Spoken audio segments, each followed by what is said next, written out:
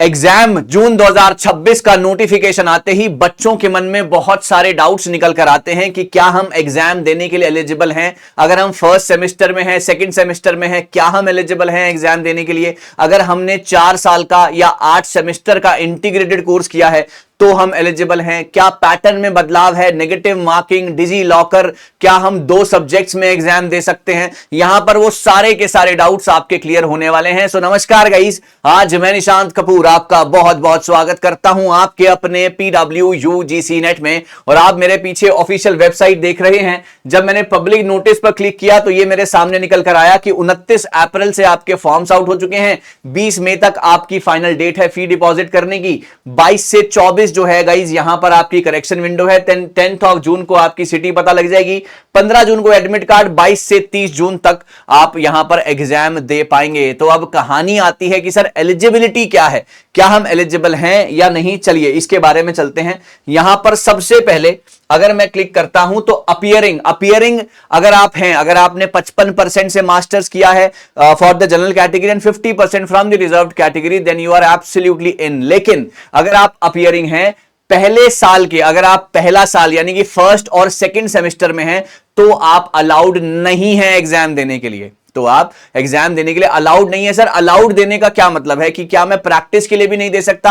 आप प्रैक्टिस के लिए बिल्कुल दे सकते हैं, लेकिन अगर आपका उस ट्रायल अटेम्प्ट में ही JRF निकल गया, नेट निकल गया, तो आपके कोई मायने नहीं होंगे, आपको वहां पर कोई भी सर्टिफिकेट अलाउ नहीं किया जाएगा। राइट, तो यहां पर इस बात का ध्यान रखना है। प्रैक्टिस के लिए देना है, दैट्स अ डिफरेंट सीन, लेकिन अगर आप वहां पर क्रैक कर गए एग्जाम तो उसके कोई मायने नहीं होंगे। जी हां, अगर आप सेकंड ईयर में हैं तो आप अलाउड होते हैं, है ना। सेकंड ईयर में यानी कि 3rd और 4th सेमेस्टर में you are allowed for the examination, that is absolutely in. पहली बात। दूसरी बात सर, रिजर्वेशन पॉलिसी। अगर आप सेंट्रल रिजर्वेशन लिस्ट के अंदर आते हैं तो आपको रिलैक्सेशन मिलता है। वही बात, 50% के साथ आप एग्जाम दे सकते हैं, है ना। और आपका एज क्राइटेरिया भी वहां पर थोड़ा सा रिलैक्सेशन मिल जाता है। तो सेंट्रल रिजर्वेशन लिस्ट में अगर आप आते हैं तो रिलैक्सेशन आपको वहां पर जरूर मिलेगा। और यहां पर एक और चेंज इस बार देखा गया है कि अगर आपकी एज JRF के लिए एलिजिबल नहीं है ना, अगर आपकी एज JRF के लिए एलिजिबल नहीं है तो आपको वहां पर वो कॉलम ही नहीं मिलेगा JRF का। ये भी काफी स्टूडेंट्स ने मुझे बताया है। सो रिजर्वेशन पॉलिसी की बात यहां पर क्लियर। अब आगे सर पैटर्न चेंज। जी नहीं, यहां पर बच्चे काफी सारा इस बात में है कि क्या सर पैटर्न चेंज हुआ है, क्या इसमें कोई बदलाव हुआ है। अभी तक कोई भी खास बड़ा बदलाव देखने को नहीं मिला है। CBT मोड, है ना, कंप्यूटर बेस्ड टेस्ट, आपका ऑनलाइन एग्जामिनेशन होगा। कोई भी बहुत बड़ा चेंज यहां पर नहीं होगा। और आपने जैसे आप जा रहे थे एग्जाम देने के लिए वैसे ही आपने जाना है। कोई बहुत बड़ा यहां पर चेंज नहीं देखने को मिला है। नेगेटिव मार्किंग सर अभी तक इस अटेम्प्ट तक जून 2026 तक कोई भी नेगेटिव मार्किंग नहीं है। तो आप बिल्कुल भी परेशान ना हो, आप बिल्कुल दिल खोल के एग्जाम देने जा सकते हैं और अकॉर्डिंगली अपने आप को तैयार करके वहां पर आप जाएं। अभी तक नेगेटिव मार्किंग नहीं हुई है।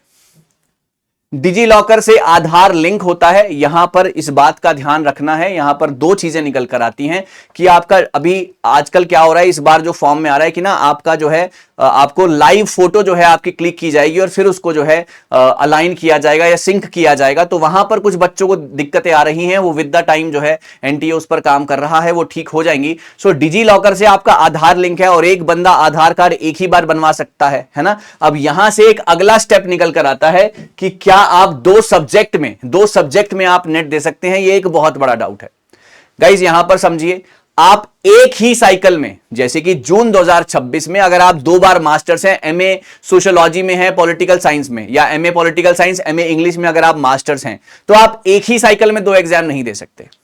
तो आप एक ही साइकिल में 2 बार एग्जाम नहीं दे सकते, क्योंकि आधार कार्ड तो एक ही बार वहां पर लिंक होगा, एक ही बार चलाया जाएगा, बताया जाएगा। सो जी हां, MA पॉलिटिकल साइंस में है तो आप जून में एग्जाम दे सकते हैं। और अगर आपने सोशियोलॉजी में भी किया या इंग्लिश में भी किया, MA इंग्लिश है आप, तो आप दिसंबर में एग्जाम दे दीजिए। बट 2 सब्जेक्ट से आप सेम साइकिल में एग्जाम नहीं दे सकते, इस बात का ध्यान रखिएगा। मैंने आपके सारे के सारे डाउट्स क्लियर करने की कोशिश की है। स्टिल कोई डाउट हो, है ना, स्टिल अगर आपका कोई भी डाउट हो, है ना, तो आप हमारे साथ कमेंट सेक्शन में जुड़ सकते हैं। आप हमारे साथ कमेंट सेक्शन में जुड़ सकते हैं। मैं आपके डाउट्स को केटर जरूर करूंगा और आपका कोई भी डाउट मैं नहीं छोड़ूंगा। Thank you so very much. अपना ध्यान रखें, आप इसी तरीके से आगे बढ़ते रहें, कुछ नया कुछ बेहतरीन मैं आपके सामने लाता रहूंगा, आपको सिखाता रहूंगा गाइस, जुड़े रहिए। Thank you so much, all the best.